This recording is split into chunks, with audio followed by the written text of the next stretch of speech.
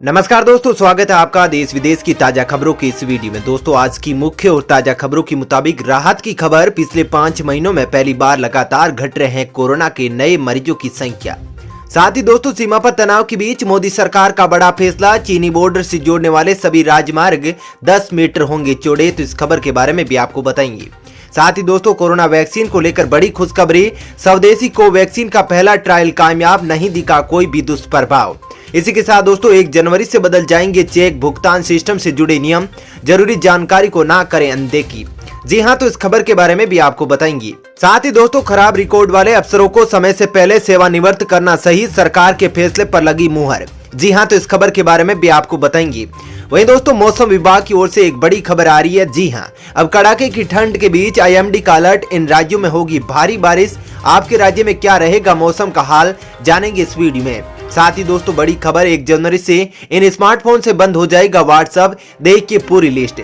जी हां, तो इस खबर के बारे में भी आपको बताएंगे। तो दोस्तों, आज इन्हीं सब खबरों के बारे में आपको विस्तार से बताएंगे। इसके अलावा भी कई अन्य बड़ी खबरें हैं जिसके बारे में इस वीडियो में जानेंगे। तो दोस्तों, वीडियो को अंत तक जरूर देखिएगा। वहीं दोस्तों, वीडियो के बारे में आपकी जो भी राय हो कमेंट करके जरूर बताइएगा। और दोस्तों, यदि आप भी हमारी मेहनत को सपोर्ट करना चाहते हैं तो इस वीडियो को लाइक और शेयर जरूर कीजिएगा। साथ ही दोस्तों, कमेंट करके जरूर बताइएगा कि 1 जनवरी 2021 से पहले जिन स्मार्टफोन से व्हाट्सएप बंद हो रहा है, क्या आपका भी फोन उसमें शामिल है? आप अपने फोन का नाम कमेंट करके जरूर बताइएगा।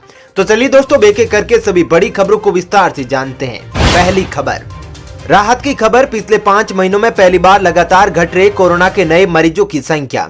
जी हां दोस्तों, कोरोना वायरस के संक्रमण की रफ्तार दुनिया के कई देशों में लगातार तेजी से बढ़ रही है, लेकिन भारत के लिए थोड़ी राहत भरी खबर है। भारत में नए मरीजों की संख्या में लगातार गिरावट आ रही है। पिछले 5 महीनों में पहली बार अब हर रोज मरीजों की औसत संख्या 30,000 से कम आ रही है। इतना ही नहीं, कोरोना की मौत की संख्या भी भारी गिरावट देखी जा रही है। इन दिनों औसतन हर रोज 400 से कम लोगों की मौत हो रही है। वहीं पिछले रविवार को 7 दिनों की औसत मरीजों की संख्या 30,000 के नीचे पहुंच गई है। बता दें कि इन दिनों औसतन हर रोज 27,764 नए केस सामने आ रहे हैं। वहीं हर साल 17 सितंबर को सबसे ज्यादा 93,735 कोरोना के नए केस सामने आए थे। चलिए दोस्तों, अब जानते हैं अगली खबर। सीमा पर तनाव के बीच मोदी सरकार का बड़ा फैसला। चीन बॉर्डर से जोड़ने वाले सभी राजमार्ग होंगे 10 मीटर चौड़े। जी हां दोस्तों, केंद्र सरकार ने चीनी बॉर्डर से जोड़ने वाले सभी राष्ट्रीय राजमार्गों की चौड़ाई कम से कम 10 मीटर करने का फैसला किया है। बॉर्डर तक पहुंचने वाले सभी 2 लेन वाले राष्ट्रीय राजमार्गों को भी 10 मीटर चौड़ा किया जाएगा। इनमें प्रमुख रूप से जम्मू कश्मीर, लेह लद्दाख, अरुणाचल प्रदेश, सिक्किम सहित दूसरे पहाड़ी क्षेत्रों की राष्ट्रीय राजमार्ग परियोजनाएं भी शामिल है। वर्तमान में बॉर्डर तक पहुंचने वाले 2 लेन राष्ट्रीय राजमार्ग 5.5 मीटर चौड़े बनाए जा रहे हैं। वहीं सड़क परिवहन एवं राजमार्ग मंत्रालय ने मंगलवार को पर्वतीय क्षेत्रों, विशेषकर चीन बॉर्डर के 2 लेन वाले राष्ट्रीय राजमार्गों की चौड़ाई के मानक को भी बदल दिया है। चलिए दोस्तों, अब जानते हैं अगली खबर। खुशखबरी, स्वदेशी कोवैक्सीन का पहला ट्रायल कामयाब, नहीं दिखा कोई भी दुष्प्रभाव। जी हां दोस्तों, भारत की स्वदेशी कोरोना वैक्सीन कोवैक्सीन के क्लिनिकल ट्रायल के प्रथम चरण के परिणाम सामने आ गए हैं। इस परिणाम ने लोगों के साथ साथ कंपनी को भी राहत दी है। कंपनी की ओर से बुधवार को कहा गया है कि पहले चरण के क्लिनिकल ट्रायल में वैक्सीन ने शरीर में एंटीबॉडी बनाई है और इस दौरान कोई प्रतिकूल प्रभाव देखने को नहीं मिला है। कंपनी ने कहा कि प्रथम चरण के टीकाकरण के बाद कोई गंभीर परेशानी नहीं हुई और जो भी थी वो दवा के बिना तेजी से ठीक हो गई। वहीं जहां पर इंजेक्शन लगाया गया उस जगह पर उठा हुआ दर्द खुद ब खुद ठीक हो गया। उल्लेखनीय है कि कोवैक्सीन उन 3 वैक्सीन में शामिल है जिनके आपातकालीन इस्तेमाल के लिए सरकार के पास आवेदन किया गया है।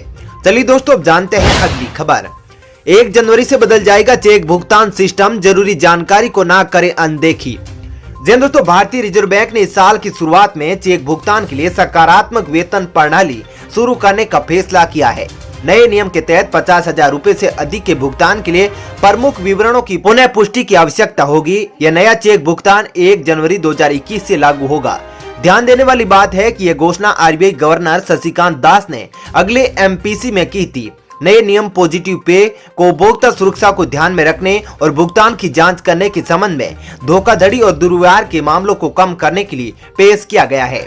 चलिए दोस्तों, अब जानते हैं अगली खबर। केट का बड़ा दावा, खराब रिकॉर्ड वाले अफसरों को समय से पहले सेवानिवृत्त करना सही, सरकार के फैसले पर लगी मुहर। जी हां दोस्तों, केंद्रीय प्रशासनिक न्यायिकरण यानी केट ने खराब रिकॉर्ड और भ्रष्ट अधिकारियों को समय से पहले अनिवार्य रूप से सेवानिवृत्त करने के सरकार के फैसले को सही ठहराया है। केट की प्रधान पीठ ने पूर्व आयकर आयुक्त प्रमोद कुमार बजाज की सरकार के फैसले को चुनौती देने वाली याचिका खारिज कर दी है। सरकार ने सख्त फैसला लेते हुए पिछले साल आयकर विभाग के खराब रिकॉर्ड वाले अधिकारियों के लिए अनिवार्य सेवानिवृत्त का फैसला किया था। केट ने सरकार के इस फैसले पर मुहर लगा दी है। चलिए दोस्तों, अब जानते हैं अगली खबर। चीन से तनाव के बीच मोदी सरकार का एक और बड़ा फैसला, ब्लैकलिस्ट हो सकते हैं कई टेलीकॉम वेंडर्स। जी दोस्तों, भारत चीन सीमा विवाद के बीच भारत सरकार की तरफ से आज बुधवार को एक बड़ा फैसला किया गया। सरकार की तरफ से कहा गया कि भारत की सुरक्षा को ध्यान में रखते हुए आने वाले दिनों में सरकार कुछ विश्वसनीय टेलीकॉम वेंडर्स की लिस्ट बनाएगी और उन्हीं के माध्यम से टेलीकॉम क्षेत्र से जुड़े उपकरणों की खरीदारी की जाएगी।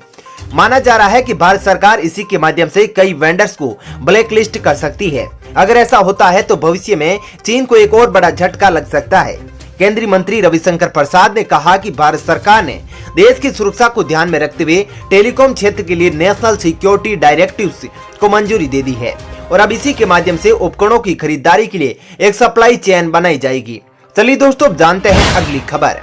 23 फरवरी से शुरू होगी जेईई मेन की परीक्षा, साल में 4 बार होंगे एग्जाम। दोस्तों, केंद्रीय शिक्षा मंत्री रमेश पोखरियाल निशंक ने जेईई मेन एग्जाम 2021 का शेड्यूल जारी कर दिया है। शिक्षा मंत्री ने बताया कि देश की टॉप आईआईटीज और इंजीनियरिंग कॉलेजों में एडमिशन के लिए होने वाले जेईई मेंस की परीक्षा 23 फरवरी से शुरू हो जाएगी। साथ ही बताया कि जेईई की परीक्षा साल में 4 बार कराई जाएगी। शिक्षा मंत्री रमेश पोखरियाल निशंक ने सोशल मीडिया पर लाइव आकर अगले साल होने वाले जेईई की परीक्षा के लिए तारीखों का ऐलान किया है। बुधवार की सुबह करीब 11 बजे एक वीडियो मैसेज ट्वीट कर उन्होंने बताया था कि जेईई की परीक्षा के लिए देश भर में सुझाव मांगे गए थे। इन्हीं सुझाव के आधार पर नेशनल टेस्टिंग एजेंसी एनटीए ने एग्जाम्स की डेट तय की है। चलिए दोस्तों, अब जानते हैं अगली खबर। कड़ाके की ठंड के बीच आईएमडी का अलर्ट, इन राज्यों में होगी भारी बारिश। आपके राज्य में कैसा रहेगा मौसम, जानिए हाल। जी दोस्तों, दिल्ली एनसीआर में ठंड ने अपना रंग दिखाना शुरू कर दिया है। रोजाना तापमान में गिरावट देखने को मिल रही है। ऐसे में भारत के मौसम विभाग यानी आईएमडी ने चेतावनी जारी करते हुए कहा कि तमिलनाडु और केरल के दक्षिणी राज्यों में अगले कुछ दिनों तक भारी बारिश होगी।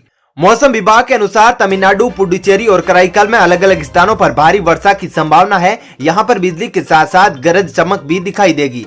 आईएमडी ने कहा कि स्थिति 22 दिसंबर तक जारी रहेगी। लक्षद्वीप, अंडमान और निकोबार द्वीप समूह, दक्षिणी तटीय आंध्र प्रदेश और यमन में भी इस अवधि के दौरान बारिश का अनुमान है।